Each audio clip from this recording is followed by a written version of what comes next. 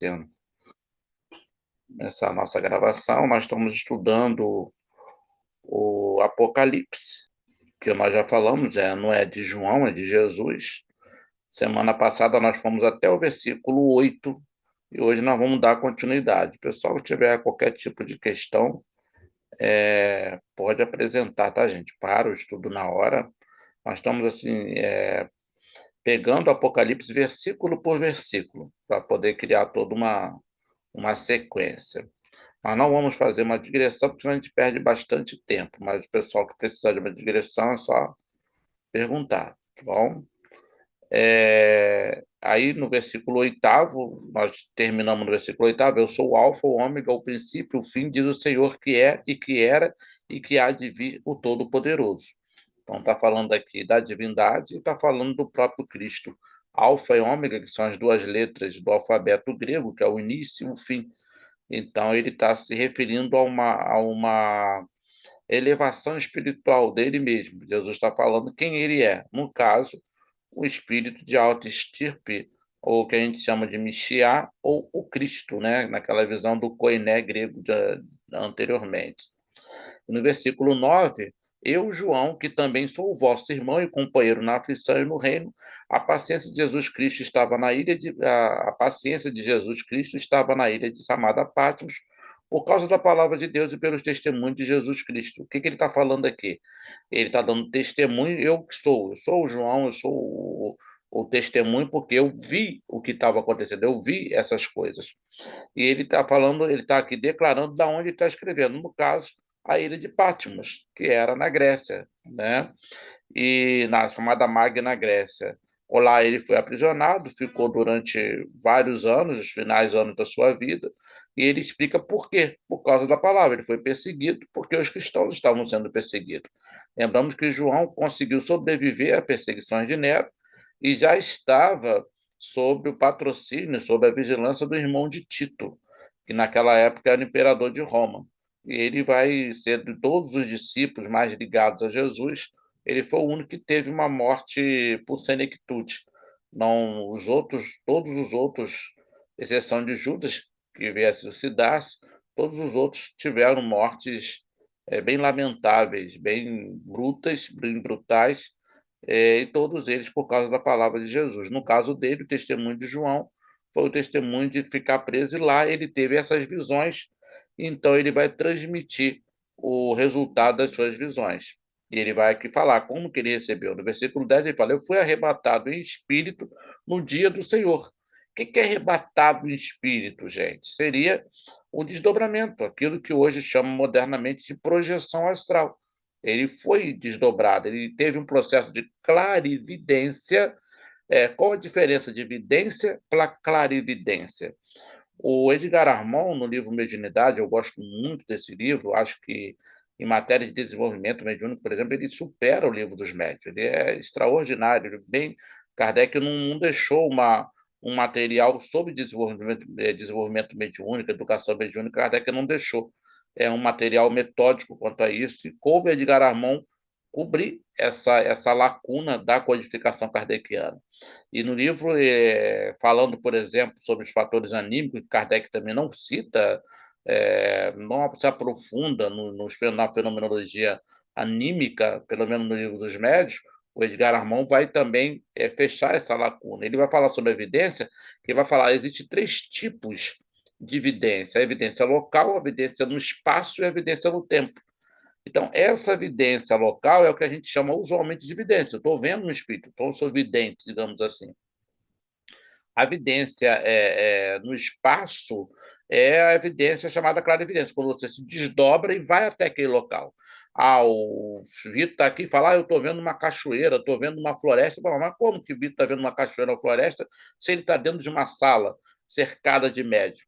Ele, de duas uma, ou ele se desdobrou e foi até um local onde tem uma cachoeira, onde tem uma floresta, ou ele está tendo uma visão pela visão de um outro espírito, que é o que acontece lá com a irmã Eugênia, lá do livro Nos Domínios da Mediunidade. Ela passa a ter a visão do que um mentor estava projetando na mente dela. E a terceira parte é a evidência no tempo. É o que as pessoas chamam de profetas. ele consegue visualizar o ácaso, que nós falamos na semana passada, ele vai alcançar o ácaso, então ele pode ir no tempo, tanto para frente quanto para trás. Por isso que a gente chama de regressão de memória e progressão de memória. Hoje, com a teoria espaço-tempo de Einstein, isso é admissível até cientificamente pelas leis da física. Então, aqui no caso do João, ele vai falar: eu fui arrebatado no espírito, ou seja, ele projetou-se, ele foi até um local espiritual e lá ele teve todas essas visões. Ele vai falar dos candeeiros, ele vai falar das trombetas, ele vai falar dos 24 anciões, ele vai falar do touro, vai falar das 7 igrejas. Então, ele vai desdobrar. Tudo isso aqui foi recebido não psicograficamente, mas sim através do desdobramento. E quando que ele foi? Quando que começou? No dia do Senhor. O que é o dia do Senhor? É o domingo, né? Todo mundo sabe. E aí fala, e ouvi de trás de mim uma grande voz como de trombeta, né? Um espírito de alta estipe, ou uma fenomenologia de clarividência, clareaudiência. Ou seja, ele ouviu um espírito que falou com ele. Mediunidade, o Vitor colocou aqui, tá? Esse livro é um livro que, para dirigente mediúnico, para qualquer participante, é essencial, principalmente para dirigente, tá?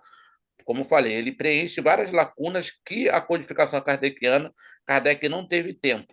Então, ele vai falar sobre psicometria, ele vai falar sobre animismo, ele vai falar sobre prática mediúnica, ele vai falar sobre desenvolvimento e educação mediúnica, que no livro dos médios não tem praticamente nada. Kardec, no capítulo 16 do livro dos médios, ele fala: bota um lápis na mão de uma pessoa e espera 15 minutos. Isso não é desenvolvimento.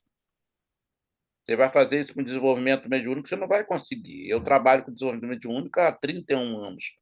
Então, a gente sabe que dentro dessa metodologia kardeciana, é quase impossível você conseguir um bom desenvolvimento, um bom encadeamento da mediunidade. Edgar Armand ele propõe os métodos das 5 fases, eu utilizo há muitos anos e eu particularmente gosto muito dos métodos das 5 fases. Tá? Gente, até aqui, nós lemos esses 2 versículos. Tá tranquilo? Tá complicado? Porque senão eu vou adiante, hein? Alguma dúvida até esse momento? É meio difícil, Cortou, Miriam. Só falou que é meio difícil.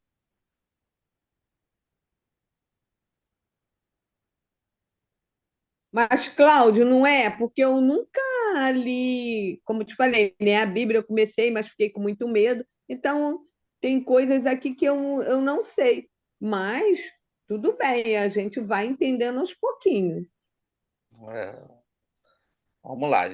Na última semana, nós perguntamos ao pessoal quem tinha lido a Bíblia. Eu, salvo engano, acho que a maioria tinha lido, né? Metade ou mais da metade do pessoal que estava na reunião tinha lido, né?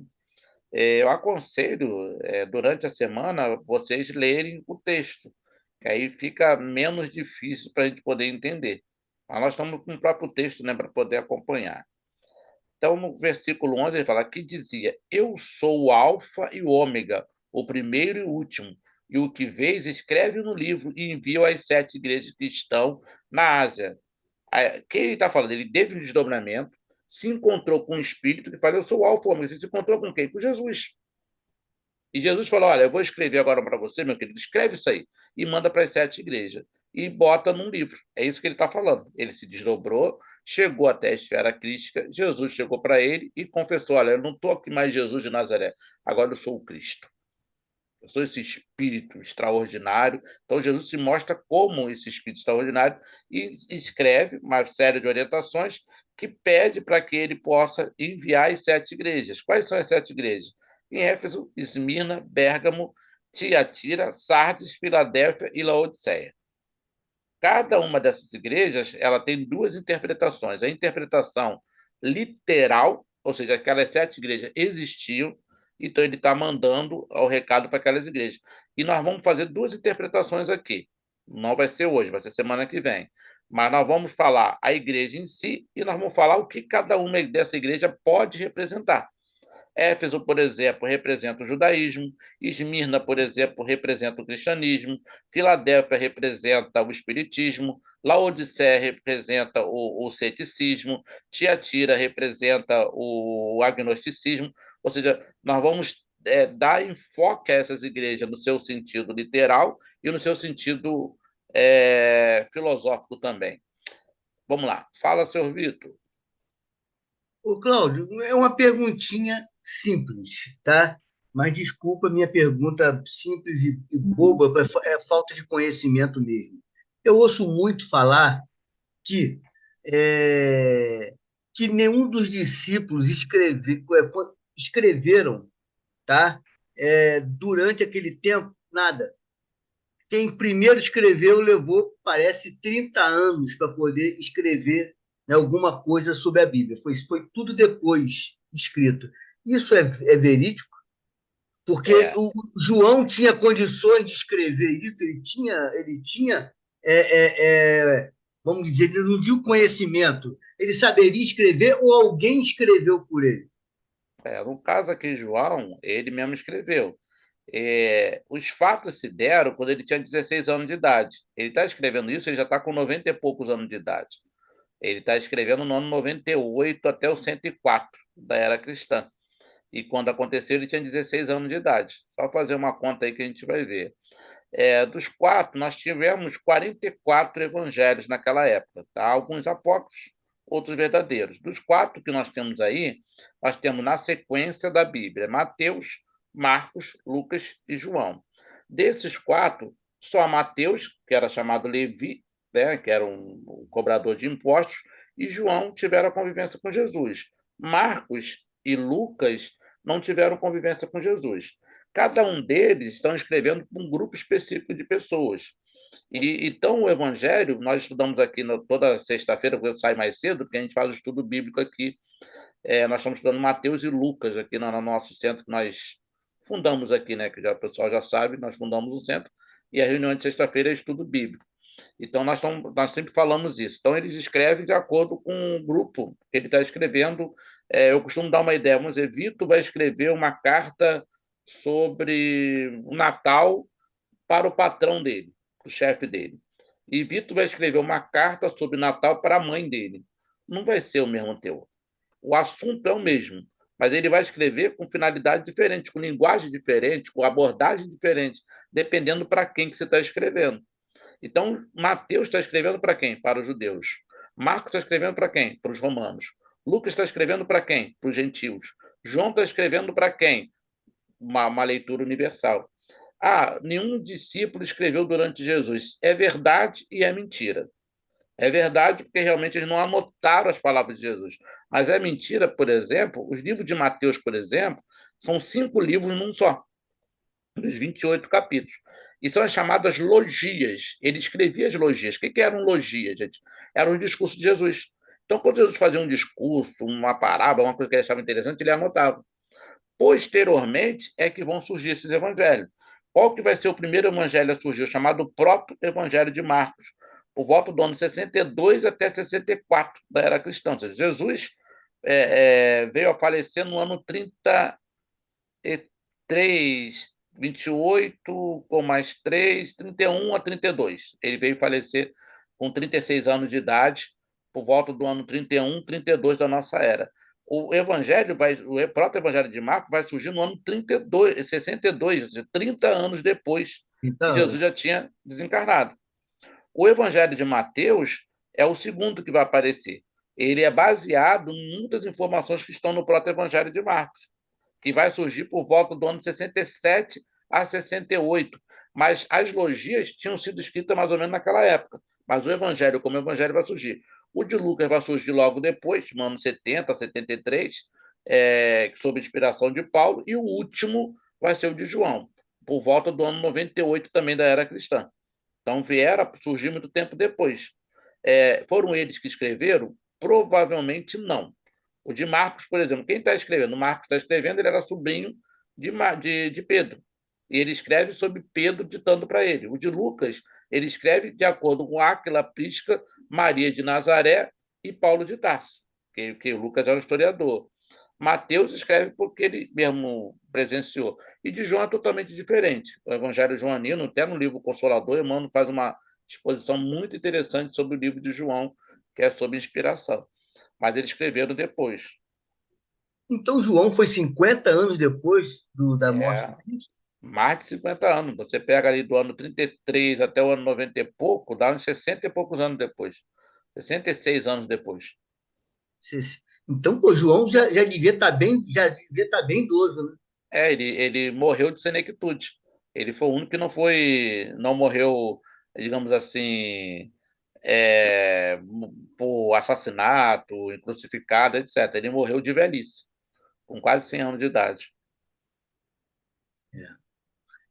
João parece que ele que pegou a mãe de Jesus e foram morar em outra cidade, né? Estava lendo sobre isso, Em Éfeso, né? em Éfeso, isso aí. Recebendo aquela orientação de Jesus. João, eis aí a tua mãe, mãe, eis aí o teu filho, né? Recebendo, e eles lá escreveram o Evangelho Ebionita, que eu tenho aqui esse Evangelho Ebionita, que é espetacular. Para mim é melhor do que o de Mateus ainda, né? O Evangelho de Tomé, dos Evangelhos Ebionitas, significa Evangelho dos pobres, né? Ebion é uma palavra grega que significa pobres. É muito bom esse Evangelho, eu tenho aqui, é realmente muito interessante. Tem muita coisa que não tem nos Evangelhos. De vez em quando eu fico com vontade de fazer um estudo só sobre evangelhos apócrifos. Ou ver algum dia para abrir uma reunião só para estudar os apócrifos. Só que o pessoal tem que entender bastante do evangelho que está na Bíblia, porque senão vai fundir a cabeça do pessoal. Vai mesmo.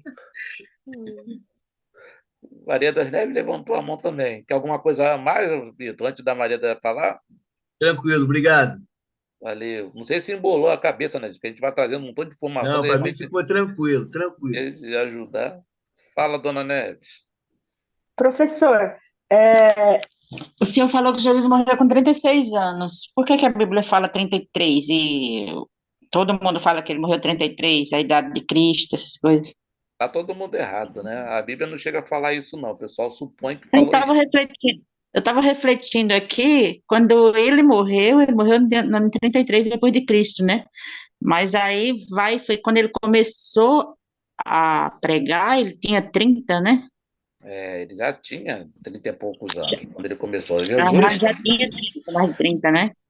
nós já fizemos aqui, inclusive está lá no nosso canal, né? Nós colocamos o estudo que nós fizemos, uma hora e meia mais ou menos, explicando isso, tá, gente? Hoje já está provado que Jesus não nasceu no ano zero. Isso é mais do que provado, principalmente em cima do primeiro e segundo capítulo de Lucas, né? Ele cita que Jesus nasceu. Então, o próprio Evangelho de Mateus também, né, fala que Herodes o Grande perseguia a Jesus, mandou fazer aquela matança e ele foge para o Egito. Quando Jesus tinha mais ou menos 2 anos de idade, José teve um sonho falando que Herodes houvera morrido, então pede para que ele volte com o menino. Só que, em vez dele voltar para Belém, ele volta para Nazaré. Jesus tinha 2 anos de idade. Historicamente, isso é provado pelos historiadores, que o Herodes o Grande, pai de Herodes Antipas, né, e de Herodes Félix, etc., ele faleceu no ano de 737 de fundação de Roma. Esse ano 737 dá o ano 4 AC. Ou seja, se Jesus nasceu sob o governo de Herodes. Herodes morreu de câncer, chutado lá pelo seu filho, no ano 4 antes de data que é falado que Jesus nasceu, o cálculo que foi feito. Então, e se Jesus tinha mais ou menos 2 anos, e o Pastorino até cita, ele tinha 1 ano e 9 meses. Dá assim a data, o número certinho. Mas as descrições da Bíblia falam que ele tinha mais ou menos 2 anos. Então, Jesus nasceu entre o ano 5 e 7, ou mais precisamente no ano 6, antes do nascimento dele. Ele começou a pregar em agosto, setembro do ano 28. Então, se ele nasceu no ano 6 e começou a pregar do ano 28 para o ano 29, você pega, vamos arredondar, 29 com mais 6, ele tinha 35 anos de idade quando ele começou a pregação. João é o único que fala quanto tempo que ele durou pregação, de mais ou menos 2 anos e meio a 3 anos. Vou arredondar para 3. Se ele tinha 35 com mais 3, 38 anos. Então, ele começou a pregar no ano 28, 29, ele morreu 3 anos depois, bota o ano 32, bota 32 com mais 6, ele tinha 38 anos de idade. Isso é de acordo com os dados históricos.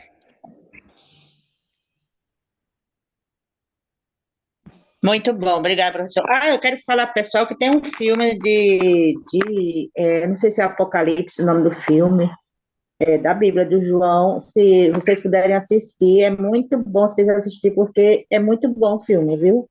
É muito interessante. O ator, né? O ator também é muito bom.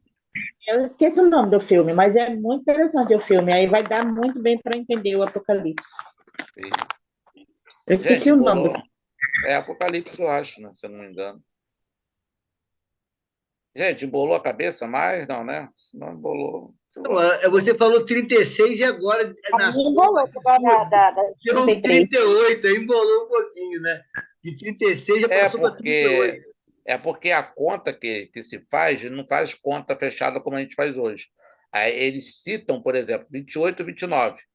E não tem uma certeza se foi no ano 6. Então, está entre o ano 7, 5 a 7. Então, ele começou numa idade que não seria de 36 a 38, não se tem uma certeza absoluta, que foi 38 anos. Então, os historiadores, principalmente o Carlos Torres Pastorino, fala 36 a 38, foi nesse período de tempo que ele teve. Alguns citam 36, outros citam 38. Mas para poder falar, eu não tenho condições, porque eu não conheço toda essa história de quando começou até quando. Deixa eu ficar quieto, porque eu preciso estudar muito ainda para poder conseguir entender essas fases todas até saber. Então, eu, mas não vou ficar com 33 também. Agora ficou com interrogação aí para poder eu buscar entender isso O melhor. que é certo é que não foi com 36. O que aconteceu historicamente, gente? No ano 600, 632, mais ou menos, um padre chamado Dionísio, que depois passou para a história como Dionísio Pequeno, ele foi chamado para fazer um cálculo, que ele disse que na época ele era um matemático, ele foi chamado para fazer um cálculo de qual foi o ano que Jesus nasceu, porque ninguém sabia. 600 anos depois. Vamos dizer que Pedro Álvares Cabral chegou aqui, mas ninguém sabia qual foi o ano. Será que foi 1500? Aí contrataram um matemático para fazer uma conta qual foi o ano que Pedro Álvares Cabral chegou. Ele faz um cálculo. Aí deve ter chegado aqui em 1494. Ele errou. Então, esse padre ele errou por causa de 6 anos. Ele teve um erro de 5 a 7 anos. O ano que ele falou que era zero, na verdade, não foi o ano zero. Como que ele descobre isso? Através da data não canônica. Qual era a data não canônica? São as datas que o Lucas nos traz. Então, Lucas fala o quê? Deixa eu pegar aqui, gente. Deixa eu ver se eu consigo mostrar para vocês. Lucas foi o médico, né? É, historiador, né? Deixa eu pegar aqui, deixa eu ver se eu pego aqui. E o Lucas também não conheceu Jesus, né? Não, Lucas, ele pegou os dados históricos. Ele era um pesquisador, ele era um historiador. Então, ele pegou os dados de Maria de Nazaré, ele foi conversar com Paulo de Tarso, Maria de Nazaré, tanto que as descrições que ele faz são descrições extraordinárias, porque ele teve a pesquisa de quem? Da própria Maria de Nazaré e dos textos que existiam naquela época. Por isso que ele pôde trazer informações que a maioria das pessoas não tinha. Então ele foi lá perguntar à própria mãe de Jesus, que deu essas informações para ele. Então deixa eu pegar aqui, ó, só para mostrar para vocês. Vou pegar aqui porque eu estou sem. Lucas, cadê você, Lucas? Aqui. Só para mostrar para vocês. 16. Aqui, ó. A história de Lucas, Maria no Boa Nova é linda, né? é, aqui, ó. Tendo, pois, muitos empreendido por em ordem a narração das coisas que entre nós se cumpriram, segundo nos transmitiram os mesmos que agiram, desde o princípio foram ministros da palavra. Olha só o que ele está falando. Muitos empreendedores, tinha muitos evangelhos naquela época. Aí o que ele fez? Ele foi empreender uma pesquisa. Segundo nos transmitiram quem? Os mesmos que haviam. Tá falando, eu não vi, mas eu fui perguntar quem viu. Eu não sei o que aconteceu lá naquele problema, mas Vitor viu. Vitor, conta para mim. Então, eu não vi, mas o Vitor que viu me contou. É isso que ele está falando. Foram ministros da palavra, ou seja, ele conversou com os discípulos, ele conversou com Paulo, ele conversou com Maria de Nazaré, pareceu-me também a mim conveniente escrevê-las a ti, ó excelente Teófilo, que era um secretário, né? Por sua ordem, havendo-me já informado minuciosamente de tudo desde o princípio, para que conheças a certeza das coisas que já estás informado, Existiu, aí ele traz essa informação aqui, ó. Olha a coisa interessante, ó. Existiu no tempo de Herodes, rei da Judéia, um sacerdote chamado Zacarias, da ordem de Abias, e cuja mulher era das filhas de Arão, e o seu nome era Isabel. Existiu no tempo de Herodes o rei. Herodes o rei, ele faleceu no ano 4 antes de Jesus nascer. Então, esse texto já está nos confirmando, opa, peraí, se Herodes morreu antes do ano zero, então Jesus não nasceu no ano zero, ele nasceu antes do ano zero. Porque esse cálculo foi feito 600 anos antes, 600 anos depois que aconteceu essas coisas. Na época, a pessoa não se preocupava com isso. Eram ambos justos diante de Deus. Aí ele vai contar toda a história, né? Tudo o que aconteceu, como é que foi, etc. E depois ele vai trazer mais dados informando como que se deu isso. Tá? Então, tem o livro que eu escrevi, eu não publiquei esse livro, né? Que traz todos. Depois não dá para puxar agora aqui, não. É que nós vamos amarrando tudo isso. No livro Sabedoria dos Evangelhos, de Carlos Torres Pastorino, ele destrincha isso de uma maneira bastante interessante, para quem quiser pesquisar. Ok, gente? Mais alguma coisa? Obrigado. Tranquilidade. Deixa eu voltar isso para lá. Vamos lá.